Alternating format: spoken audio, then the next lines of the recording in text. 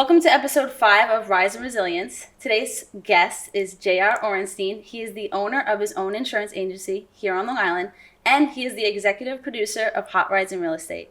JR, thanks for coming. Yeah, thanks for having me. Of course. Yeah. So for people listening who may not know who you are, give a little introduction. Sure. So born and raised on Long Island. Grew up going to school for communications. And when I got out, I got into the TV and film industry on the production side. And that was cool. And I can certainly tell you plenty of stories about that. But then eventually I did move into the insurance field in 2003. Learned about sales and management and a little bit about marketing. And then eventually opened up my own doors in 2007. So I'm still at the same location in Great Neck, New York, and we've been crushing it since.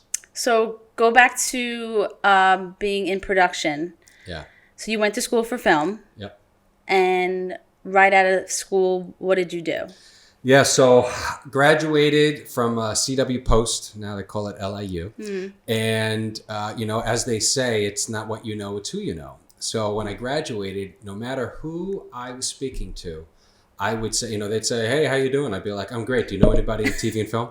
And eventually I'm at a friend's house and my buddy's father's in the kitchen.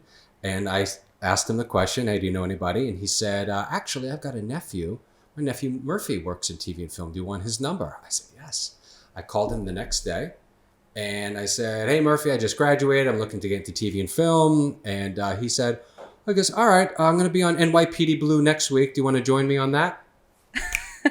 And boom, I was in. That. So before you know it, I'm on set for NYPD Blue in Manhattan at 4 a.m. And it went from gig to gig. And before you know it, I'm working with, Jennifer Lopez on Made in Manhattan and Jake Gyllenhaal and Dennis Quaid and The Day After Tomorrow and other little things like that. But it was fun. It was fun while it lasted, for sure. Yeah. And at what point did you realize that wasn't what you wanted? Well, I would hang out with directors and producers after being on set for like 20 hours. It was crazy. Mm-hmm. And I would interview them and I'd ask them about their path, their career, their lifestyle. And the more I spoke to them, the more I realized that it wasn't going to give me the lifestyle eventually I wanted to have. I wanted to be able to have a good living, work my butt off, pay my dues, but I want to eventually get to the point where I could be home for dinner. I could someday coach, my kids' ball games or something like that. Mm. And I felt after learning their stories that if I truly made it, I was not going to be able to be a father or a husband that would be home for dinner on a regular basis or be able to be free.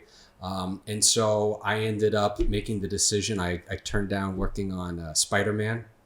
And which I was called crazy for because that was a pretty cool opportunity. Mm-hmm. But I made the right decision and it led me eventually to getting into the insurance business and it certainly has worked out. Okay. Yeah. So that was 2007 you went into the insurance business? Well, 2003 is when I joined the business. That's when I started learning it. Okay. And then 3.5 years later, that's when I opened up my own doors in Great Neck. And why insurance? Great question, right?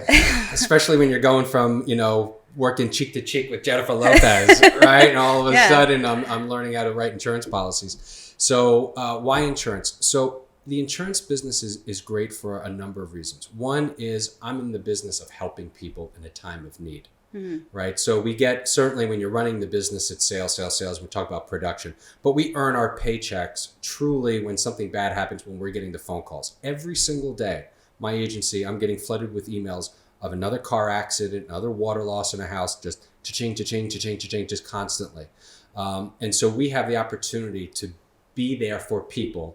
And there's a lot of gratification that comes from being able to help somebody and say, don't worry, we're going to take care of you. We're going to do this for you. We're going to do that for you.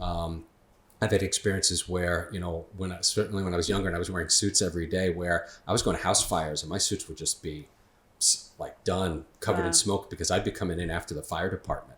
So that's a great part of it. The other part of it is, if you're good at what you do and you put in that time and you put in that effort and you grow a team out, it can be lucrative as well. And then when it's lucrative for the agency, what that means is it's I'm able to provide for a lot of people. I'm allowed to put, a lot of people in a much better financial position by giving them the opportunities. So, I'm able to coach, I'm able to train, right? I'm able to do what I love, which is concentrate more on the marketing and trying to make it rain with opportunities for my team. And the greater you are at it, the more people that you're helping. And what I find, especially with my team, when I ask them what motivates them, although we're certainly sales centric, I cannot tell you how often what I hear is, I just like helping people.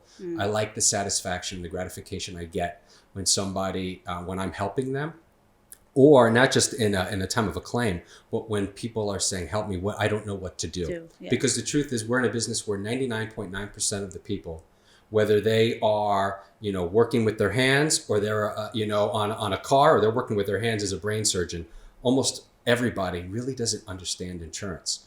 So we get to educate and help people and protect what's most important to them. There's a lot of gratification that comes from that. Yeah.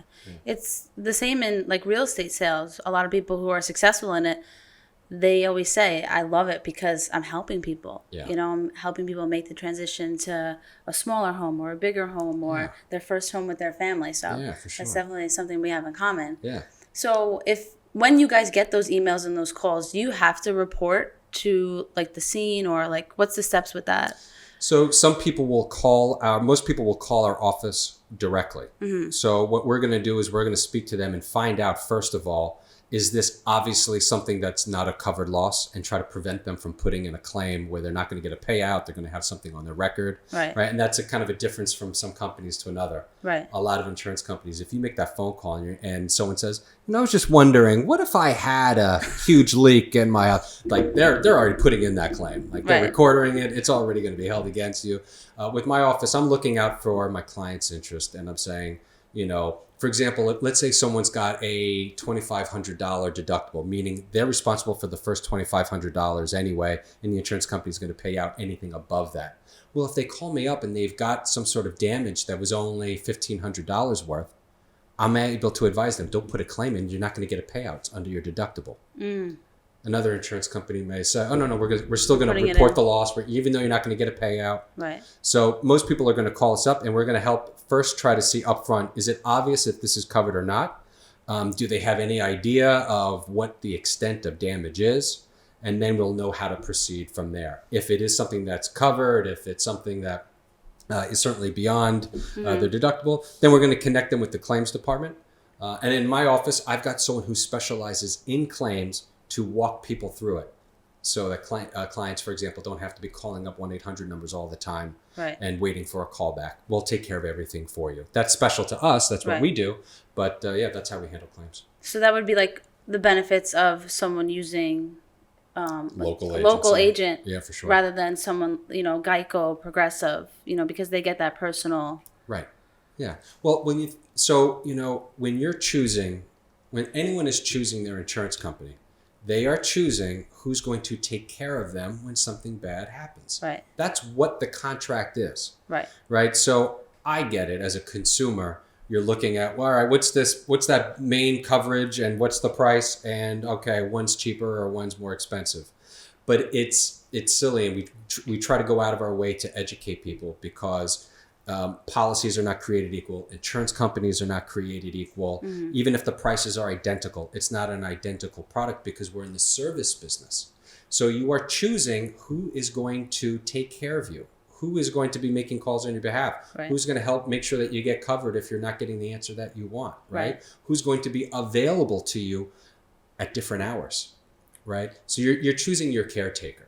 And that is the thing that sometimes gets lost. I mean, even if you're getting sued, you're literally choosing the defense team of that company. Right.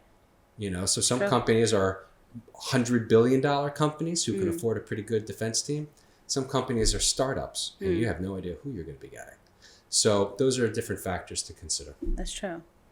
So how long ago did you start a team? Was it like you started your own and then you started building the team slowly? Like, what was the process with that? So, great question. So when I started, it's very difficult to be by yourself to start off. Right. So my first day, I had already hired 3 people. Oh, wow. to start.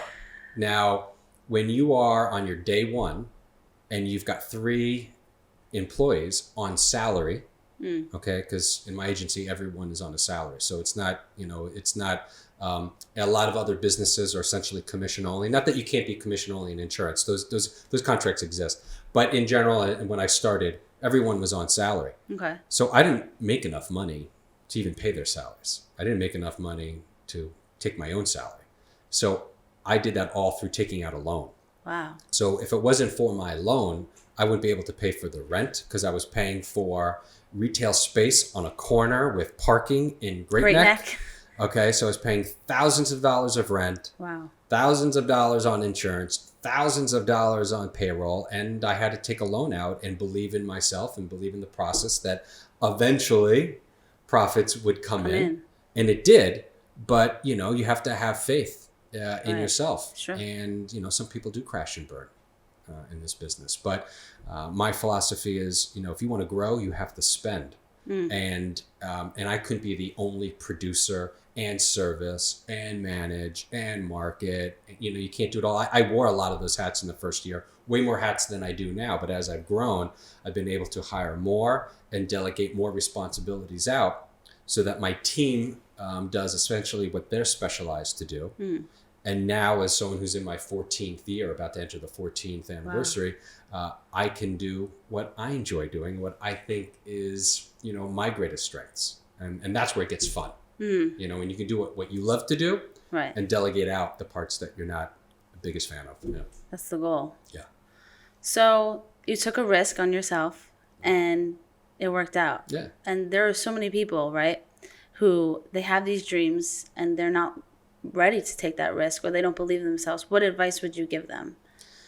My advice would be to find the people that are really good at what they do, meet them, listen to them, learn their lessons. You don't have to reinvent the wheel. Right. You don't have to repeat other people's mistakes. No doubt you will always make mistakes. Always. I made a ton of mistakes, and I had great mentors that I looked up to and learned from. But every business evolves too.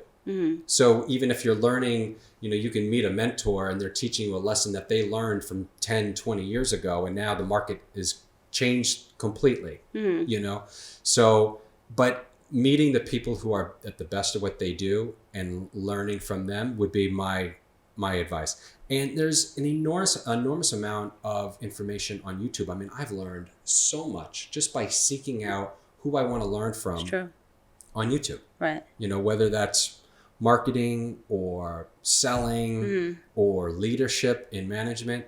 When I'm getting ready in the morning, when I'm in the shower, when I'm driving to an appointment, I'm driving home from, whatever it is, chances are I'm going to have someone wiser than me in my ear. I love learning from. And because you have to constantly be learning and you have to be evolving. And so that's my advice. The resources are there. And most of those resources are available for free. Right. Yeah. So it's really up to you. If you're truly motivated and you want to get better, then you must invest in yourself. And you have to determine, when you're home and you've eaten your dinner and you're relaxing, are you doing Netflix or are you learning? That's the choice you make. But what I can tell you is the people, as it adds up, think about how many hours you're wasting maybe on some reality TV. And by the way, I get it. I watch some terrible reality TV sometimes too. And we have that time where you need to. I need brainless entertainment sometimes, right? Totally. Yeah. But, I don't need to listen to my favorite radio station when I'm getting ready in the morning. I could be learning. So I do like book summary videos all the time. I've got every private learning disability known to man. Growing up, it was always a struggle reading books, this and that. Thank God now in the age where I've got Audible and I can do audiobooks, or I've got YouTube and I can listen. And I absorb it. Yeah. So I'm going through book after book after book. Wow. And a lot of times I'm just doing summary books where it's like someone's read it and they're giving you in 10 minutes exactly what all the lessons are. And you can get through so much more information. Oh, I like that. Doing that, yeah. So that's what I do. Yeah. So that's what I recommend. Yeah. And those are on YouTube, like the summary books? Oh yeah. You look up any book, let's say someone's recommended, and you're like, I totally want to read that, but I just don't have the time. Right. Just type in the book and do summary, and you're going to find all these people who've read the book, have notes, who are giving you all the highlights, and you get the gist of it. I love that. Yeah. So in a field that's competitive, like, my own field, what do you do? What does your team do to really stick out and like make yourselves different than the rest? So for one, on social media, we certainly try to showcase who we are and what we do and show that, we're real people and we're not stiff and behind a desk and, robots, we're real people and we try to have fun. So we're certainly putting ourselves out there, right? But one of the things that we stress, because again, in my field, if you're in the insurance business, the most common sort of pitch is, hey, we've got really cheap insurance and I'm really quick. Like everyone says that, and that's about as useless as, Verizon telling you we've got, 5-star customer service. We're the best customer service. And then AT&T says that. And then T-Mobile says it. Everyone's saying the same thing, right? Yeah. It's all crap. So really what can separate you is are you coming across as someone who is truly genuine and you care? Are you someone who is interested in only what's in it for you? Or are you actually providing a value? And one of the greatest differentiators that we have found has worked in creating new relationships and certainly maintaining them, it's our availability. It's our reliability, right? And so we work with people who understand that we can be an asset to them and help their business, right? I'm not in the interest of saying, Andrew, would you do me a favor and refer your clients to me so I can make more money? Like, why would you ever refer to me? Right? The only reason that you should ever recommend your clients to me is because it's going to help you. It's going to help you look better. It's going to help your process be better. Right? Maybe you've got a client who's looking at a house and they're like, Andrew, this is great, but it's a little bit out of my budget. And now you're able to say, all right, well, how could I help this person's budget? Maybe if I can save them a little bit money on their insurance and make sure that they're getting what they want. Or I want to help my client have a much better process, because the home buying experience does not end when you find the house. Right. All of a sudden, once the house is found, a lot of headaches begin after that. Yeah. Right? And there's some dreams will get squashed. They thought they were going to get approved and they find out that they didn't. Some people find out, I can't tell you how many times I've seen real estate deals crash and burn because they find out, oh, I didn't know I needed flood insurance. And what do you mean the flood insurance is $3,000 a year? Now all of a sudden they're off the charts and their debt to income and they're not getting approved and crash and burn. Right. And so it's just better. I've got realtors who will call me up and say, you know what, I've got a client who's going to be looking at this house. It's kind of close to the water. Can you give me just some sort of idea of what the insurance is going to be? So now we're just a tool in your tool belt to help see, are you wasting their time showing them something that's going to be unaffordable because of factors that you're not thinking of at the time? Right. Or are we looking at the big picture? So hopefully, you'd be working with me if you see the value. I'm going to help make you look good. I'm going to make it be smooth. There's not going to be mistakes. We're going to check things up front and not wait until you're already just emotionally attached, to something that might not go through. Right. Those types of things. But it only works. Everyone who does recommend their clients to us, it works because they understand we're helping them. Right. So I'm getting calls on Sundays. I'm getting calls or text messages at 10 p.m. And a lot of the competition is not. That separates us. And if I'm going into the insurance business, I'm giving advice to anyone who's doing that. You have to make yourself available. If you've got a 9-to-5 mentality, which realtors obviously don't because it's not a 9-to-5 job. Right. But in the insurance business, most insurance agencies or businesses are kind of 9-to-5. So it's, we'll get back to you tomorrow. And with me and my team, it's no, we're getting back to you right now. Right now. I don't care what time it is. And so that's what I look for with my team is, a couple of years ago, I said, here's the deal, guys. If you want referrals, right? If you want to make 300 calls a day cold calling, go ahead. I'm not going to stop you. I wouldn't do it. I don't want you to. You don't have to do it. What you have to do is concentrate on making meaningful relationships and helping people. And if you do it right, if you market yourself and show what your value is, you can get the DMs, you can get the calls, you can get the text, and our phone's going to ring. Right. Because, in sales, the ultimate nirvana is people are coming to you. You're not having to hunt people down and beg people to do business. Right. So I don't want my team begging strangers to give them a chance for insurance. And I certainly don't beg and want my people begging realtors or loan officers. We speak, we get to know each other. If we hit it off and you trust us and you think I can help you, then call me. And that approach, it's more of a long game approach, but it has snowballed. And now we're just getting hit up with, requests on a regular basis throughout the day. Can you help me? Can you help me? Can you help my client? Can you help my client? That's great. Yeah. So there's definitely value for real estate agents to find an insurance agent that they like and they want to start that relationship with. Yeah, and obviously it's not a situation, I would never suggest to a realtor that you say, here's who we use or something like that. It's just a matter of saying, hey, but if you don't have anyone that you're attached to, I got a great guy, right? Or I've got an agent who's fantastic, who's helped a lot of my clients.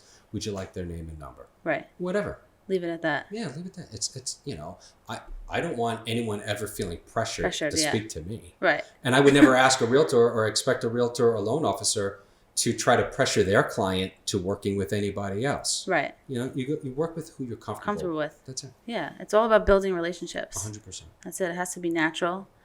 So, social media. Yeah. How has that helped you and your team stand out or have fun, like be different, because it's like you said, it's so easy to fall into that trap and be those robots, or people think that you're the robots. Yeah. But when you go on your Instagram, it's fun. There's cars. There's, your team doing fun things. So.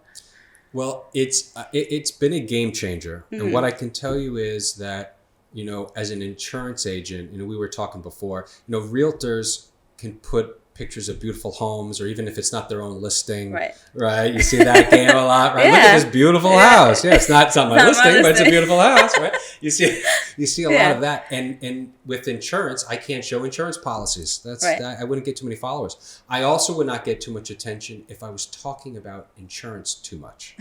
Because insurance is boring. Yeah. Unlike this conversation, which is fantastic, right? But insurance itself, I get it, is not a sexy topic. So we found out that we're really competitive and we're really good with the super high-end market. Now, we insure everything from a 1989 Honda Civic, but all the way to a 2021 Lamborghini, So we do it all. But social media, if I was posting pictures of Civics, it's not going to get too much attention. Right. I post pictures of the high-end cars that we insure. It gets a lot more attention. So we found a way to get a few more eyeballs. And the name of the game is, it's attention. Right. It's all about attention and giving something that does two things. I want viewers to see who am I, but even more importantly than who am I, who are the people on my team? Who are we collectively? Right? What's our vibe? What's our culture? Who are we, right? I get comments on a regular basis. I feel like I know you guys. It looks like such a fun place to work. Yeah. It's so cool. And they don't even know us. They've never even met and you get those. But if I was doing postings about, call me to save money on your insurance, would you ever go to my Instagram story again? No. What, for an insurance commercial? No. So we don't do that. So we're just showcasing, hey, here's, Maria in my office. Here's Angela in my office, right? And we're smiling, we're happy, and we hope you have a great week. And we're being silly and we're being fun. And you're going to see what we do. You know what I mean? If you're coming to our page, you're going to see what we do. And if you like what you see and you want to contact us. But it's not going to be because I did an advertisement to try to save some money on insurance. Nor do I even want to be we can save you money on your insurance business. Do we aim to save everybody money? Absolutely. Yeah. But I don't want to be my brand is not the 99-cent store of insurance. Right. Okay, because I do believe you get what you pay for. So I want people to understand that when they're coming to us, they're going to be getting proper advice, that they're going to be asked the right questions so that we can customize plans for them. I don't want to provide cookie cutter stuff and then pray, are we cheaper? To me, that is it's irresponsible. It goes against what my role is as a financial, not advisor, but a risk advisor. It completely goes against that. So we're always trying to be as competitive as we can. Right. But just like a loan officer doesn't have control over the interest rates, right? I don't have control over the insurance rates. What I do control is making sure that we have the right conversation, that I educate you so that you can make smart decisions for yourself. And if you're someone who says, I don't know, JR, just tell me what to do, then I'm educated and have enough experience to say, here's what I think you should do. You know, because some clients are saying, tell me, I don't know, what does everyone else do? What should I do? And then there's clients that think they know more than they do, right? And we just aim to educate and provide options. And whatever option you choose, it's at least financially responsible. Right. You know? So you insure cars, houses, life, and commercial. Yeah. So everything from businesses and insuring the business to doing commercial auto. And certainly life insurance is a big part of what we do. Actually, life insurance it's not the majority of, most people are coming to us for auto and home. Right. But we do a lot of life insurance as well, especially because of our homeowners. So just for example, if you're buying a house and let's say you're a married couple and you've got a $400,000 mortgage, most Americans, obviously it doesn't apply to all, but most Americans are requiring 2 streams of income to even cover that mortgage or cover all of their bills, right? Sure. And if it's not 2, then it's normally 1, right? Either way, you've got owners that are dependent on someone's income to make sure that they can make those mortgage payments. So what happens if that income gets cut off, whether it's someone passes away or they get injured and they're sick? If that income's not coming in, likely the other person's going to have to sell the house. And they're likely going to have to sell the house in an emergency where they're going to take a loss. Right. So what we do is we talk to people about at least make sure that you've got enough life insurance to cover the mortgage. So if something happens to you or your spouse, the surviving spouse has the money to pay off the mortgage and they get to keep the house. Change it, right? Because people spend all this time and energy and working to afford this house. Right. Now imagine you've got kids too, right? And you're buying this house. It's important to you. You probably want it to stay with your family, right? And so for something like $30, $40, $50 a month, you can at least have a guarantee that if something happens to you, that house is paid off and no one's got to move. And now you're not going to a new town. And the kids don't have to go to new school. It's a no-brainer. It's a no-brainer. Yeah. Right? So we always have that conversation and saying, you've got a $2,500 mortgage payment. Well, for $2,550, if something happens, your mortgage is paid off. Yeah. So that's a conversation that we have. And I think it's really important that, again, people need to know that option exists. Right. Because they're not thinking about it. No one wakes up in the morning and says, you know what, I was thinking, if I get hit by a bus today, can my spouse pay? And what would happen? I mean, no one's going to think about that. Right. So it's our job to say, hey, by the way, this is a real life thing that happens to people. If this is important to you and you would want us to help you with that, I can. If it's not something that you want or you don't care about, and you're like, hey, sell the house, I don't care, I'm gone, that's cool too. But we want to make sure that you know what your options are. Here's a classic hypothetical. Here's something that can happen. Right. Here's what the repercussions would be. I can guarantee that doesn't happen for a few extra bucks. Do you want to do it or not? Just and so we're not hard selling anybody. We're just saying, here are the options. Right. And it's funny because it's like within the past few years, I've been like learning about life insurance. And I'm like, do I need it? Is it important? And it's like, when you put it that way, it's very important. 100%. It's income replacement, essentially. So it's either you're doing it because, listen, your debt does not go away with you just because you're gone. Right. So someone's going to take that bill. It's true. So you're either saying, I'll take care of it, or we will collectively do something to make sure that I'm not putting that bill on someone else. Right. Or they are going to take over the bill. And then the other part is, all right, well, for example, if you've got let's say you got an 8-year-old kid, and I said to you, well, how many years are you planning on taking care of your child? And you said, well, let's say until they're 18. After that, I don't care. All right, so you got 10 more years that you're financially taking care of them. Do you have anything that guarantees that they're going to have that income for 10 more years? To make sure food's on the table, the roof is over their head. Right. Do you care that they go to college? Do you want to make sure that there's money for the college? Do you want your final expenses paid off? Or are you okay with someone else picking up that bill? Or potentially your kid can't go to college or the college that they'd want to. And so we just ask those questions. And if people think. Yeah, and if they want a plan, you'd be shocked how cheap it can be. You'd be shocked how cheap it is. You know what I mean? In many cases, people can accomplish protecting the things that are most important to them for 1%, 2%, 3% of their income. Wow. And there's so many different plans. So, I mean, listen, I've helped people with life insurance that they're living in public housing. I'm going into like security checks and doing policies and lobbies. And those people are saying, I can do $1 a day. I can do $30 a month to make sure my kid is taken care of. And there's plans that you can do for that. So it's just, we just like to have those conversations and present people with their options. Right. It's a lot to think about, but it's definitely something I need to consider. Yeah. So what are the steps for someone to become an insurance agent? So you have to get licensed. Okay. All right. Now in New York State, every state is different. In New York State, to be a property and casualty, so that's home, auto, and commercial. Okay. You have to take a course that's 90 hours.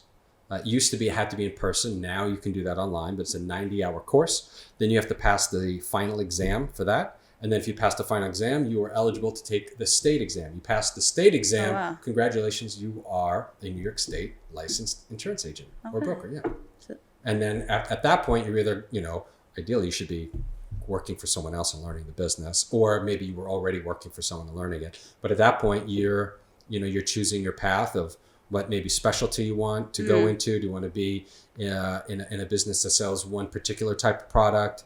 Some people go into life insurance to sell life insurance, or their life and health. Some people just want to do home and auto. Right. Some people, like myself, like to be able to provide everything, and just let people know what their options are. And we're in position to help provide that. But at that point, you're just looking to get a job somewhere, right, and get your feet wet. I would not recommend saying, I think I'll go into the insurance business. I'm just going to start an agency. No. You should learn in the business and make sure you like it, because the learning curve is huge. Mm-hmm. And I personally would not want to be learning the basics while I've got the rent to pay, right, and the payroll to pay and all of that. I'd rather just get paid a salary or a commission, this and that. You pay me while I'm learning. That's a great deal. Right. And then you find out, am I good at it? Do I like it? Yeah. Because this is not a stepping stone business. This is a career move. Mm. And you don't make,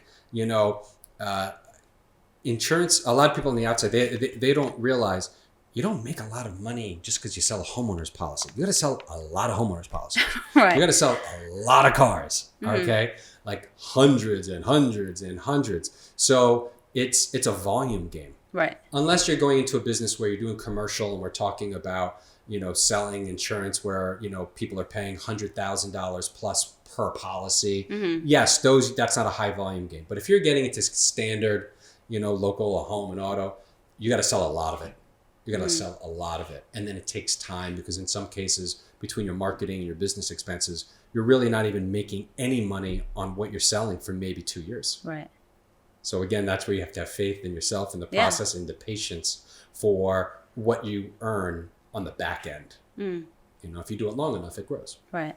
And how many employees do you have? Like, how big's your team? I think we're at 9. And that's a mix of sales, customer care, marketing, things like that. And last year, because of COVID, how did that happen? So how were you affected by that? So I'm both proud and ashamed to say that we had by far our best year in 2020. So I feel bad saying that, because obviously so many businesses suffered greatly. Right. Luckily, what happened with the market was when COVID hit and everything, initially just got shut down, right? The real estate market got shut down. Mm-hmm. The car business got shut down. Dealerships were shut down. Realtors couldn't show houses. Right. So there was an initial gut punch where all of a sudden we went, where we did like 50% of the prior month. It was like, oh my God, but somehow the car business and real estate came back roaring. Yeah. And so did we. And all of a sudden, April, it wasn't April, I'd say May, we broke our agency record, for my whole career. And then all of a sudden, like the next month was a record.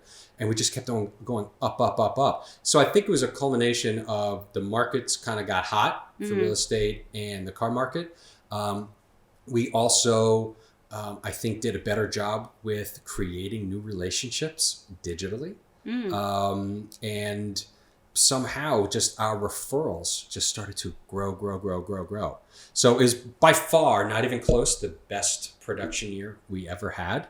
And I cannot tell you how incredibly thankful I am for that. But COVID ended up in I can't say COVID was a good thing. 2020 was good for the business. Right. Yeah. A lot of people have that guilt saying that, especially a lot of people I know in real estate who had their best years in 2020. Yeah. It's like everything's so wrong with the world and people are suffering, but you're just in the right field at the right time. And it's, it's tough because you don't want people to be like, oh, they're bragging or whatever, but you had your best year and it was just, that's the way it was. I feel terrible for all those businesses. And we certainly have gone out of our way to try to support local businesses. Right. We were supporting healthcare workers by just donating free meals to them on a regular basis and trying to give back for sure. Right. But we busted our butt. We just, we went fully remote, which that was a whole new experience. Right. And now all of our meetings were Zoom meetings and we still do that. We're actually more remote than we are in the office. We haven't kind of shifted completely back to everyone being in the office. Right. Partially because we proved that we can do such a great job remotely. And then, some people like it more than others. Some people like the idea of working in their pajamas, right? Some people want to get into the office. So for me, it's if you're busting your butt and you are, I should say kicking butt, then if you want, and you can do that, in your home office or at your kitchen table, then so be it. I just want everyone to be happy and productive. Yeah. I think the world's going to change now because now everyone knows you can do things remote. That's right. You don't need to go into the office. That's right. But, I feel strongly that I love starting relationships online, but eventually we take it offline. Right. Eventually it's meeting or it's eventually speaking. It's not all like I only know you via DM or text or something like that, but it's such a great way to find people and to start relationships. Sure. Yeah. So what's your favorite part about owning your own business? So I'd say there's a few different parts. Certainly freedom is great. Part of being an entrepreneur and getting into your business. I read, let me start off by saying one of the greatest books I ever read, and I recommend to anyone going into business, starting their own business, is to read, and everyone who knows me has said, all right, I've heard JR say this many times, but it's called The E-Myth by Michael Gerber. Okay. I read that book. That was one of those books, I should say I didn't read it, I listened to it because I do it. But that was a holy crap moment for me. That was a wow, this just became my Bible sort of book. And it really talks about the mistakes that entrepreneurs make often, which is, okay, I'm really good as a salesperson, or I'm really good at making this thing. Right. So now I'm going to start a business and I'm going to own it and I'm going to do it my way. And what often happens are those entrepreneurs end up trading their job for just another job that has more responsibilities, because they're still depending on themselves to do all of the frontline stuff. And what I love about being an entrepreneur, and what I think should be the ultimate goal, but to each their own, is that you get to the point where you can concentrate on what you want to concentrate on. And maybe that's an aspect of your business, and for some, maybe that's working on your golf swing. But but it's a lot. It's getting to the point where you're building the lifestyle that you want. Right. With a business that you love. So it's for the same reason that I told you, why did I get out of TV and film production? It's part of the reason why I love what I do. Makes sense. I can have dinner with my family. Right.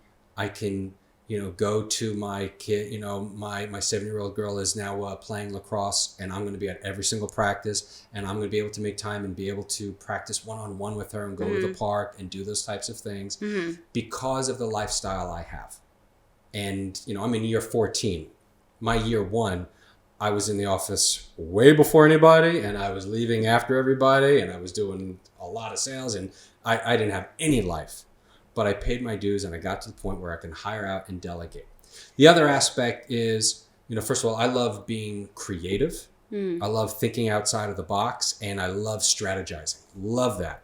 So being an entrepreneur, having all my business, I can concentrate on that. And there's no one is telling me what to do or how to run my business. Right.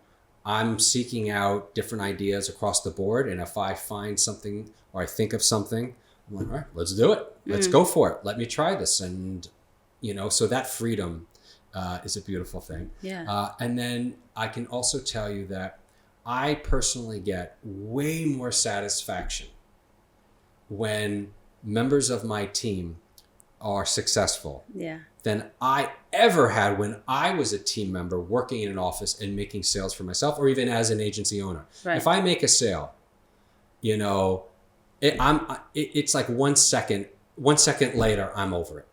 I'm not high-fiving people and saying, "Look at me, I made the sale." Like I'm way over it.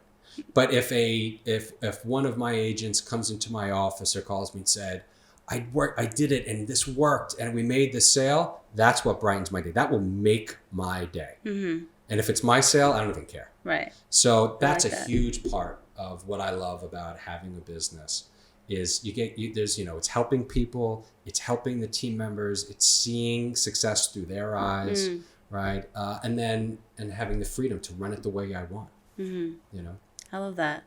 Yeah, watching your team grow and be successful, that's like probably the best feeling in the world. It is. Yeah. But I'll tell you, it's not all rainbows and sunshine. Right. Any entrepreneur would be full of it if they said, everyone that works for me kills it. Right. No. It's not realistic. No. Yeah. But what I can tell you is, in so many cases over the years, because again, I've been in business for 14 years, so not everyone knocked it out of the park. Mm-hmm. Those cases, I cannot tell you if there's some things that have really kept me up at night. It's where I felt that I failed someone in not giving them enough tools to be successful. That really bothers me. When things don't work out, I blame myself. Eventually, I've certainly had my moments where I'm pointing the finger. Why are you doing this? No doubt about it. But ultimately, once I start thinking about it, I process that as, okay, that was my failure. What have I learned from this? I'm trying not to repeat those mistakes again. Right. Yeah. So would you say that's like the toughest part of the business? No, there's nothing tougher. Yeah. Nothing is tougher than finding great people, the process of coaching and training being consistent. It's a struggle for me, and I love doing it. But, I'm so scatterbrained sometimes that I'm getting pulled in different directions. Right. And I've got different flavors of the week in my head and this and that. And sometimes I get taken away from those types of responsibilities. And but it is the toughest part is finding good people and then making sure that you're putting people in the right position to succeed. And even when people are crushing it, the members of my team become members of my family, and if something is going wrong with them, that affects me too. Right. And people have personal lives. Yeah. People have emotional ups and downs. And so that's always taken into consideration.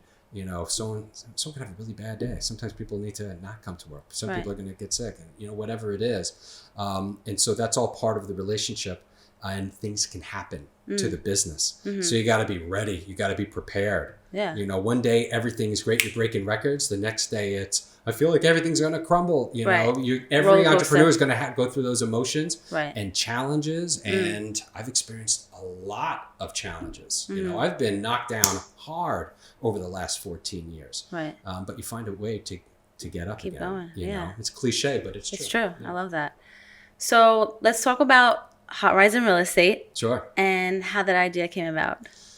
So, I was buddies with JB, and I'm always kind of thinking about marketing, and we saw this rise of podcasts coming up, and all of a sudden, lots of YouTube, right, and lots of content creation, right, and I liked the idea of having some sort of show that would be interviewing people that are really good at what they do.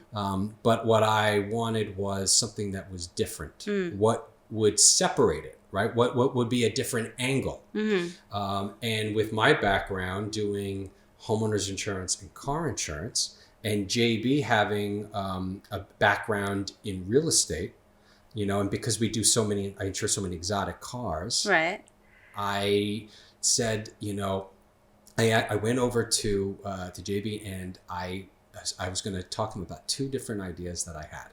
All right. Now, the first idea I will not share with you because it may still happen. Okay. So, but while I'm driving to JB to talk and kind of talk about some ideas that I had, I'm literally at the red light. I'm talking about maybe a quarter mile from JB's office. And that's when the idea hit me. Why don't we do kind of a podcast interview, but in exotic cars? Brilliant. All right. And so I go over there. So that was, I wrote that note at the stop sign on my phone. And I go there and I started off with my first idea. And JB's like, yeah, no, that sounds good too. And I said, well, I got another idea I just thought of. And I presented that. And he's like, I love it. Let's totally do it. Let's totally do it. And I was like, great. And then JB's genius was like a month later.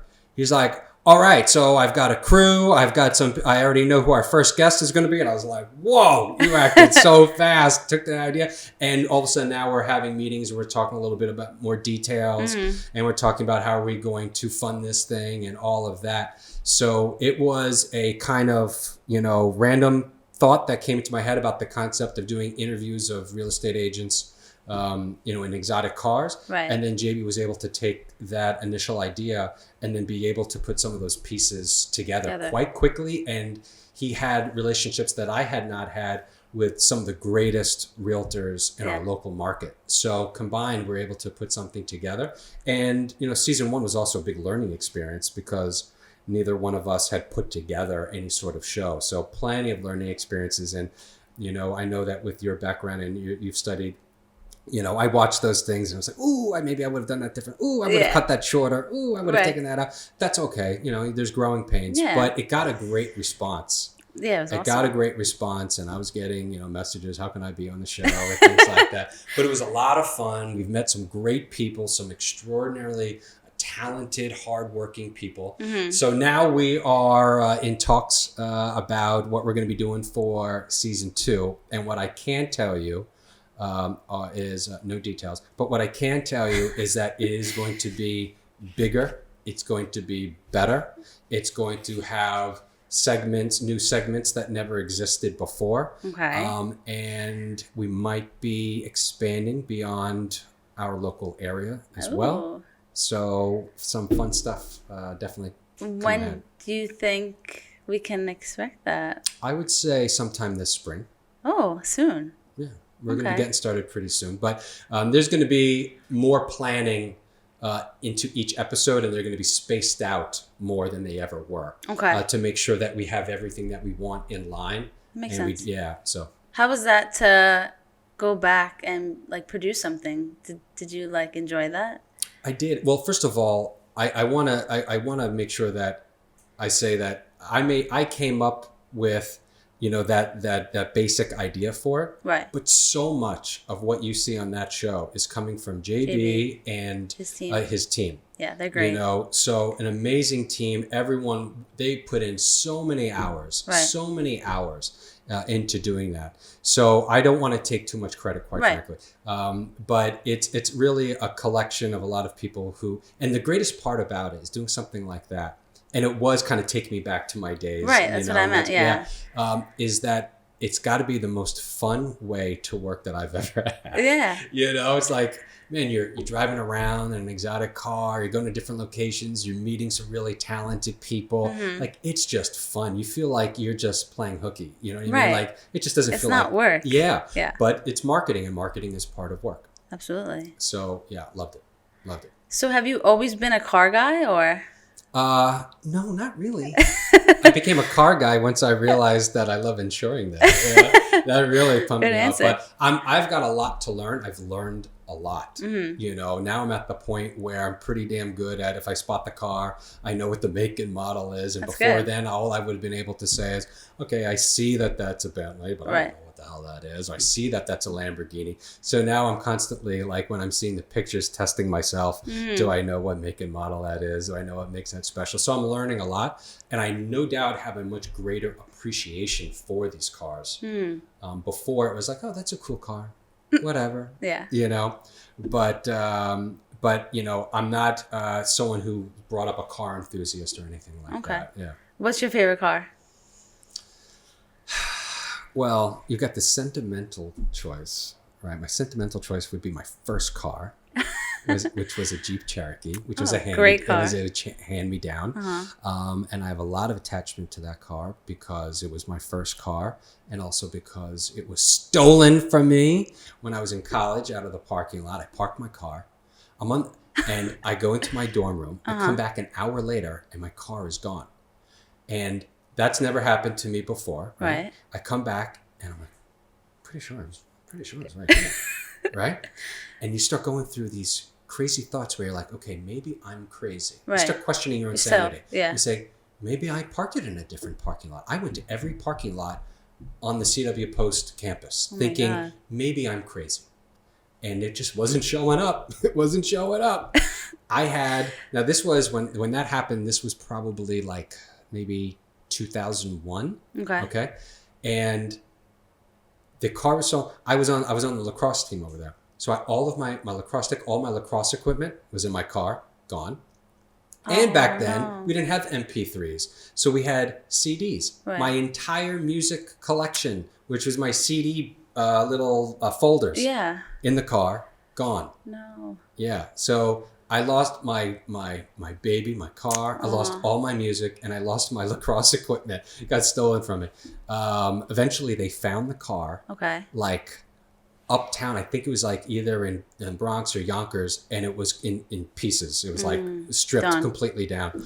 But luckily, I had good insurance, and I got enough money to get my next car. I ended up getting a Nissan Maxima. But if I were to get a super high-end car maybe today, I have a little bit of I love Porsches.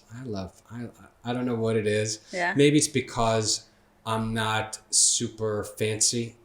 You know, sometimes I'm a little shy, and I don't even know if I want the extra attention of some of the other vehicles. And I feel like a Porsche is kind of like a little, not understated, but just a little bit more mellow, but still gorgeous and a beautiful machine. It's true. You know, it's not that it's not going to catch eyes, but less so than a, fluorescent green Ferrari. Or something like that. Yeah, so I'd probably go for the Porsche. Okay. Yeah.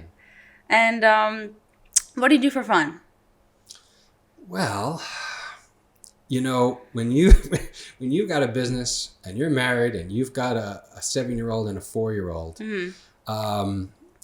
it's a different kind of fun, right? So I'm in a different phase in my life.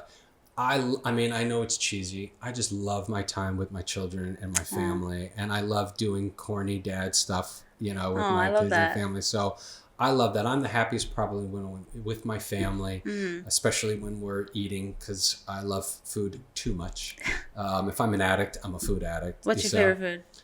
Well, Italian, because my mother's Italian. Okay. So, I grew up and it was, the Sunday sauce and, eating until you want to throw up. Yeah. So I love Italian food, but we certainly eat a lot of sushi as well. My kids have been eating sushi since, they're like this tall. Really? They crave it. They beg me for it all the time. Is it sushi night? Is it sushi night? Where do you guys go for sushi? Well, I'm in Syosset. There's a great sushi place called Arata over there. Okay. So if we're gonna do takeout or we're going there, Arata's fantastic. Okay. Otherwise, there's another place and they deliver there in Plainview called Kumo. Love Kumo. Oh, okay. Yeah. I think there's a few locations, but we love that. But fun in general, it's either time with family. Okay. Or I'm still my truest friends. My inner circle are the guys that I grew up with, that I went to middle school and high school with.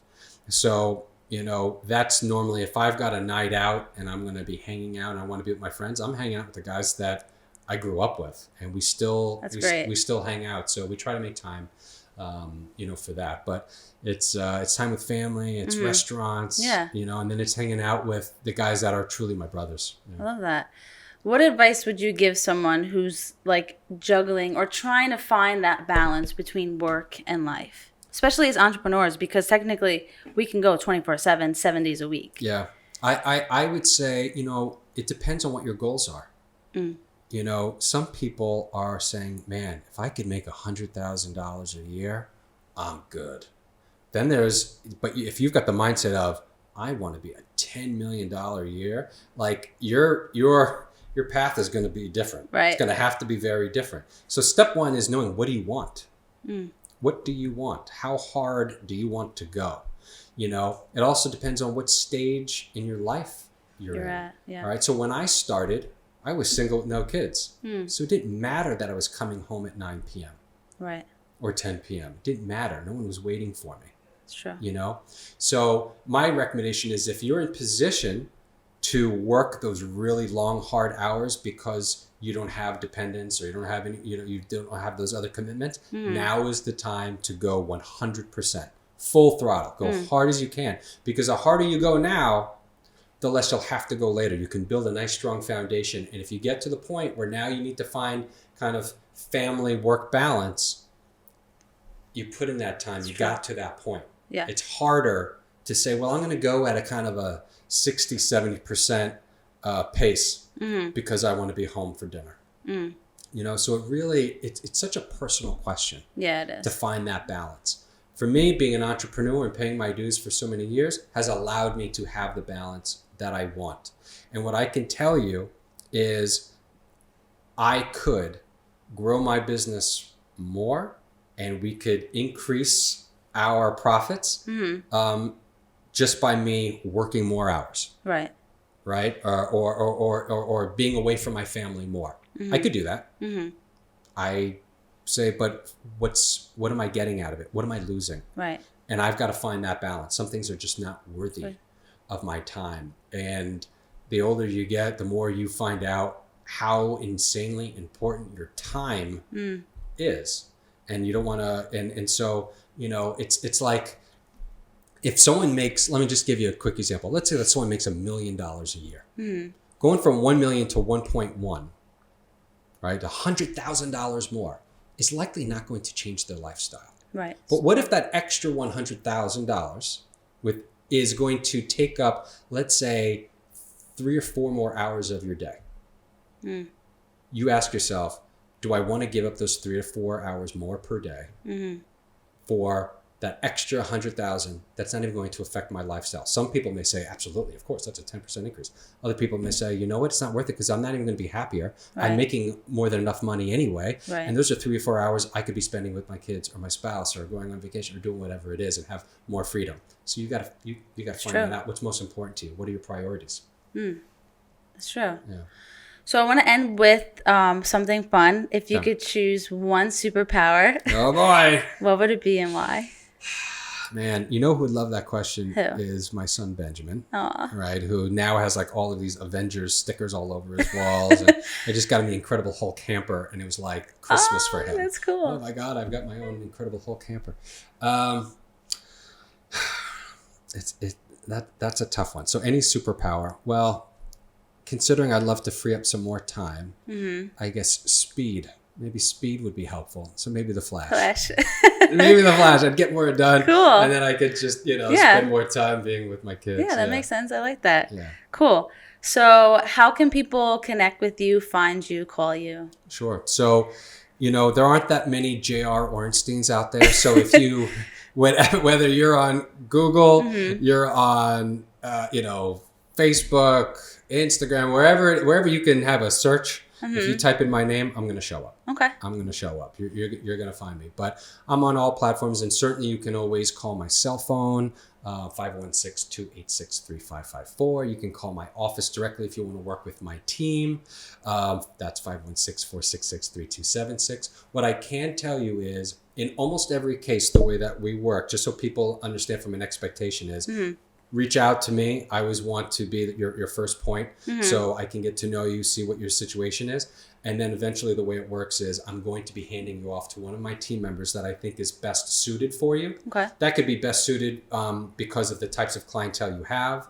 It could be, are we dealing with like super wealthy? Are we dealing with more blue collar? It could be just based on, is this time sensitive? I want to make sure I just get you someone within the next, 2 minutes, giving you a call back. But I will find and kind of do a matchmaking with one of the members of my team so that they're able to take it from A to Z, because the way I run my business is I'm not running the quotes anymore. I'm not taking billing questions and taking payments anymore. And quite frankly, a customer doesn't want me to do that because I'm going to do it like 100 times slower than my team that lives and breathes it every day. Right. So I get people in touch with, who I think is in their best interest. Perfect. Yeah. That's great. Yeah. Thank you so much for coming on. Thank you. This was awesome. I love it. Good. I love the studio. Thank you. Yeah, you're fantastic. Thank you.